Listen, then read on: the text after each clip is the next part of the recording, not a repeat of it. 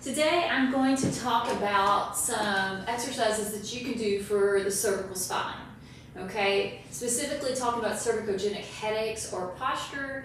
We want to talk about strengthening the deep neck flexors of the cervical spine. These are muscles that are really internal, they're right connected to the spine itself, and they help stabilize our cervical spine or our necks. So one exercise that we can do is called a chin tuck, and it's literally just tucking your chin. Okay, so I tell my patients, I'll sit sideways here so you can see it. I'll tell my patients it's kind of like if you can imagine like a chicken pecking. You're going to bring that chin in, almost like you're making a double chin, until you feel the muscles, it's kind of very internal to the neck, kind of turn on. You should feel these muscles back here, these suboccipital muscles. They'll give them a little stretch. It should feel pretty good. This should not be painful. And you're going to hold it about 10 seconds, relax, and then do it about 10 times. You can do this several times a day, and you can do it anywhere, okay? You can be doing it while you're brushing your teeth. You can be doing it while you make breakfast. Practice it while you're at a red light. So practice it all the time, because this, not like severe chin tuck here should be your posture, but having your chin in should be part of your posture. So in general, your posture should be where ears are over shoulders, shoulders are over hips when you're sitting. And then when you're standing, those hips should be over your ankles. An easy way to figure that out, if that's happening, is standing at the wall. I'll tell this to my patients all the time. You can stand at a wall, and you can have your feet just a little bit from it, but on the wall, you should have your bottoms should be on the wall, your low back is off the wall because it has natural lordosis to the lumbar spine, the low back, meaning it has a natural inward curve. It should not actually hit the wall. Thoracic spine or your mid back is different. It should hit the wall. Back of the head should be on the wall, and then back of the shoulders should be on the wall. And you're gonna have a slight little chin tuck. Now for most of my patients, when I have them here and they're like, oh my goodness, this feels weird, because they're not used to standing with correct posture.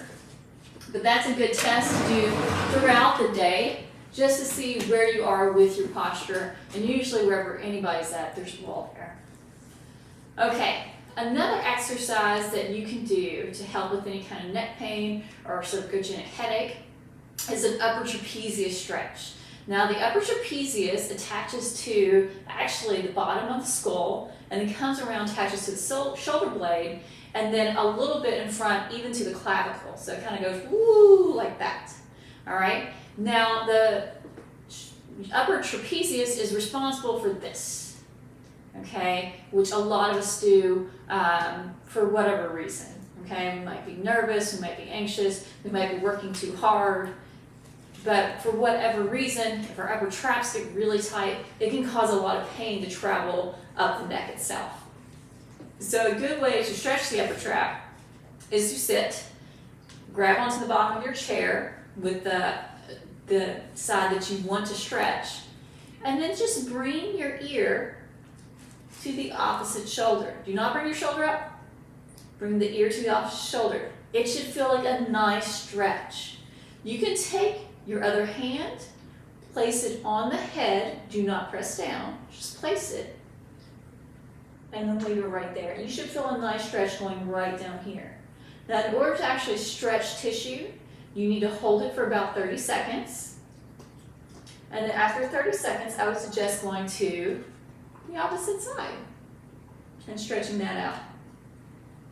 And then do each side a total of 3 times. The other stretch that you can do that's very similar to the upper trapezius stretch is the levator scapula stretch. Now the levator scapula attaches to the cervical vertebra, right up the upper and the middle cervical vertebra, and then, or the spine, the upper neck spine, the bones there, and then it goes on down and attaches to the inner part of the shoulder blade, okay? It is also responsible for this, okay, which is part of some of our bad posture in our society that leads to a lot of problems in our necks and shoulders, okay? Now to stretch that, again, it's very similar to the upper trapezius stretch. Hold on to your chair at the bottom, hold on to the bottom of the chair with your hand. Bring your head over, ear to shoulder, but not shoulder up to ear. And then instead of just keeping it right here, look down towards the floor. You'll feel that stretch go from here back to here. And then if you need to or want to, lay your hand onto your head. Do not push down, okay? Just use the weight of the hand to give you a little extra stretch.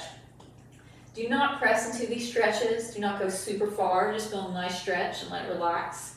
These muscles can be a little irritable, so I don't want you pressing too hard and irritating them. So that's all I have for you today. I'll see you next time.